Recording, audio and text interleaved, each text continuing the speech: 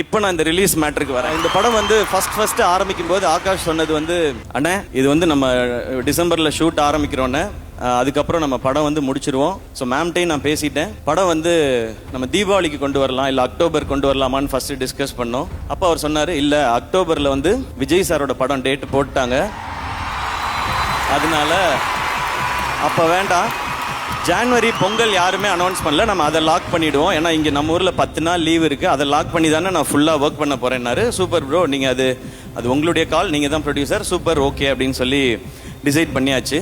அதுலேருந்து சில நாள் கழித்து விஜய் சாரோட படம் ஜனநாயகன் வந்து டேட் வந்து பொங்கலுக்கு வருதுன்னு சொல்லி ஒரு அனௌன்ஸ்மெண்ட் வந்துச்சு. நான் உடனே ஐயோ இது பொங்கலுக்கு வருது அப்படின்னு சொல்லிட்டு நான் டக்குன்னு ஆகாஷ் ப்ரோ கால் அடித்தேன். ப்ரோ இந்த மாதிரி அனௌன்ஸ்மெண்ட் பார்த்தீங்களா? ஆமாண்ணே, அவங்க வந்து சேஞ்ச் பண்ணியிருக்காங்க அப்படின்னு சொன்னாங்க. நான் சொன்னேன், ப்ரோ இது மாதிரி அந்த படமும் வருது, நம்மளும் பொங்கல் சொல்கிறோமேன் போது 10 நாள் இருக்கிறதுனால 2 படம் கண்டிப்பாக தாங்குண்ணே அப்படின்னாரு. ஓகே, பட் நம்ம வந்து ஏதாவது சேஞ்ச் பண்ண முடியுமா அப்படின்னு கேட்டேன். அப்போ அவர் சொன்னார், அண்ணே சேஞ்ச் பண்ணுறதுல ஒரு 2 சிக்கல் இருக்குண்ணே. ஒன்று, நம்ம எல்லா இன்வெஸ்டர்ஸ் இது சுற்றி இருக்க பிஸ்னஸ் எல்லாமே ஜான்வரின்னு சொல்லி தான் நம்ம வந்து இது எல்லாத்தையுமே பேசி பண்ணியிருக்கோண்ணே. இன்னொன்று, அதுக்கப்புறம் தள்ளினா ஏப்ரல் மேலே தானே பண்ணணும், அந்த டைம் எலெக்ஷன்ஸ் இருக்குண்ணே, அப்போ இது வேணாண்ணே, நமக்கு வேறு வழி இல்லைண்ணே, இந்த டைம் தான் பண்ணணும்னு சொன்னார். அப்போ பணம் போடுற அவங்க வந்து ஒரு பிஸ்னஸ் எல்லார்ட்டையும் பேசி ஒரு டெசிஷன் எடுத்து ஓகே இது பண்ணுறான்னு சொன்னாங்க.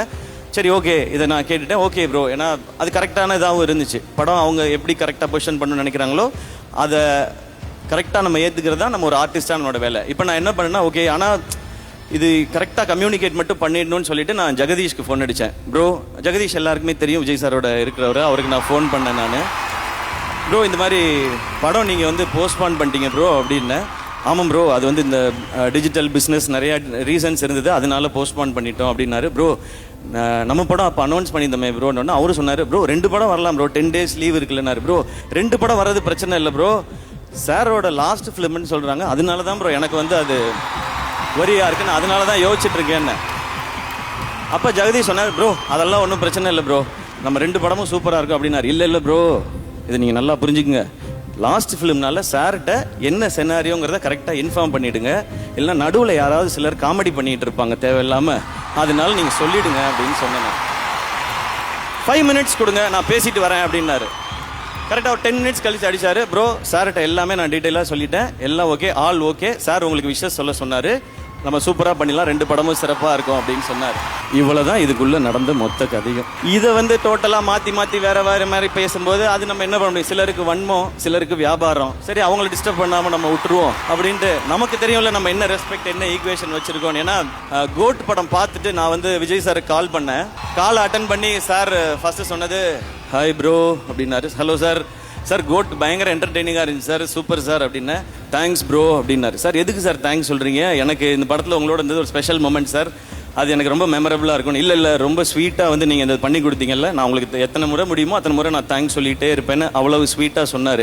இதுதான் எங்கள் 2 பேருக்கு நடுவில் இருக்கிற இந்த ரிலேஷன்ஷிப். ஸோ இதுக்கு நடுவில் யார் என்ன பேசினாலும் அதை பற்றி நீங்கள் கவலையே படாதீங்க. மை டியர் ஃபேன்ஸ் ஆன பிரதர்ஸ் அண்ட் சிஸ்டர்ஸ், ஜனவரி 9ஆம் தேதி எல்லாரும் ஜனநாயகனை செலிப்ரேட் பண்ணுறீங்க தேட்டருக்கு போய்.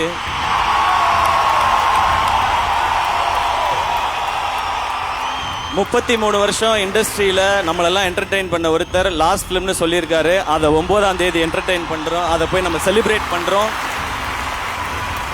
நெக்ஸ்ட் டே ஜனவரி 10ஆம் தேதி நம்ம படத்துக்கு வாங்க, பராசக்தியை செலிப்ரேட் பண்ணுங்க. இந்த பொங்கல் கோலிவுட்டுக்கு அமேசிங்கான பொங்கலாக இருக்கும்.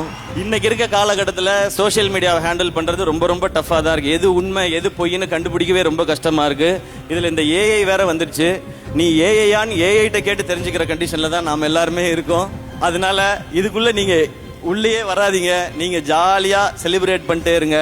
எல்லாருக்கும் தெரியும் அவங்க படத்தை அவங்க சூப்பராக செலிப்ரேட் பண்ணுவாங்க, மற்றவங்க படத்தை மாறி செலிப்ரேட் பண்ணிக்குவோம். மேம் சொன்ன மாதிரி நம்ம சினிமா அந்த லெவலுக்கு போகும். நான் இன்னமும் கிளியராக சொல்கிறேனே, எவன் என்ன வேணால் சொல்லட்டும், என்னை பொறுத்த வரைக்கும் இந்த பொங்கல் அண்ணன் தம்பி பொங்கல், அவ்வளோதான்.